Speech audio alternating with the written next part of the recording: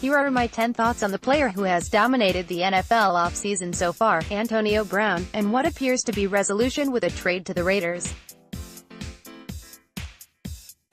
1. This AB was dead wrong about that AB, I admit it and own it.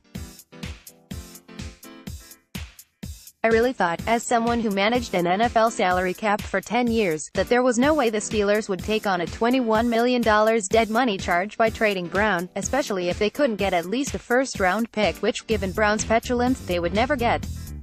In the end, the Steelers traded one of the top players in the league for a third and a fifth-round pick. 2. The trade compensation shows how badly the Steelers wanted to rid themselves of Brown. 5 months ago Amari Cooper netted a first-round pick, even Golden Tate with an expiring contract drew a third-round pick. The Steelers now take on an extraordinary amount of dead money for middling compensation at best.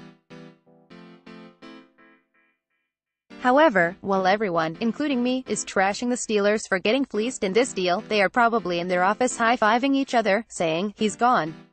Addition by subtraction. 3. A Cap 101 lesson appears necessary regarding the $21 million charge Brown leaves behind.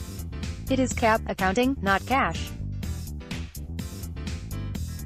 It results from how the Steelers have structured Brown's contracts, and all their contracts, loading up on signing bonus, which is prorated, to give them short-term cap relief, and not thinking about a disaster situation like this over the long term.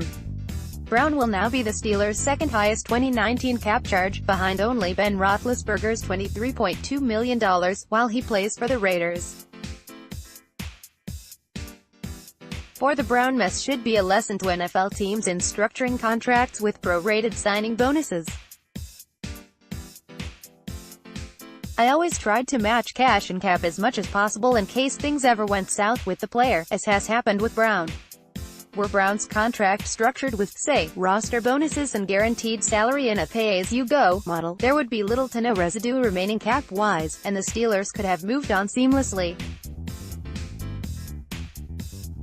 A few teams that are doing a good job with the pay-as-you-go model include the Bucs, Jaguars, Vikings, 49ers and Browns.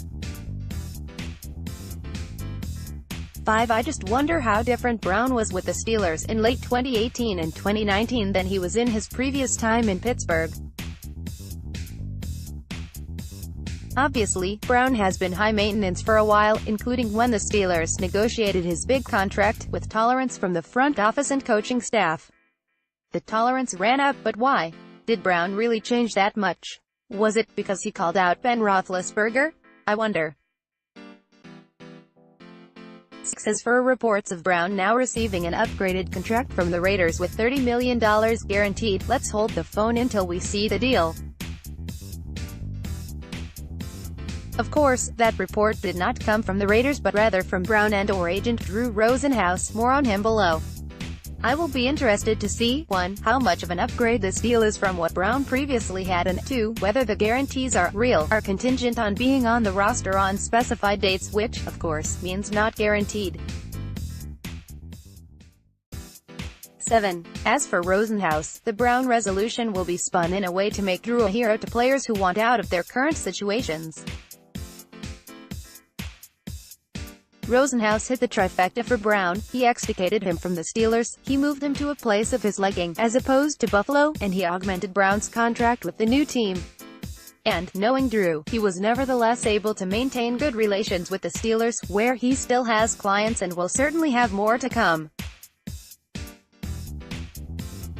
8. As for whether Brown and Rosenhaus's power play here becomes a playbook for others to follow, I think the number of players who could leverage a situation like this is very small. This is not the NBA, where players have the leverage of guaranteed contracts and, at times, input on roster decisions. In fact, there may be an unintended consequence from Brown's antics, with NFL teams demanding stronger forfeiture language in their contracts in case a player whatever pull a Brown. Certainly, teams are taking note of this situation, evidenced by the lack of interest in trading for the elite talent of Brown. 9. The official trading period opens on Wednesday afternoon. I do find it interesting that media, including NFL media, report these trades as completed in advance of Wednesday. Could this deal fall apart? Well, it might destroy relations between the Steelers and the Raiders if it does, but that depends on whether Ed was truly agreed to with a firm commitment on both sides. I am not suggesting the Steelers will renege on this deal, but it would be a prudent business move to extract greater compensation if they haven't given their final approve to the Raiders yet, which could possibly be the case.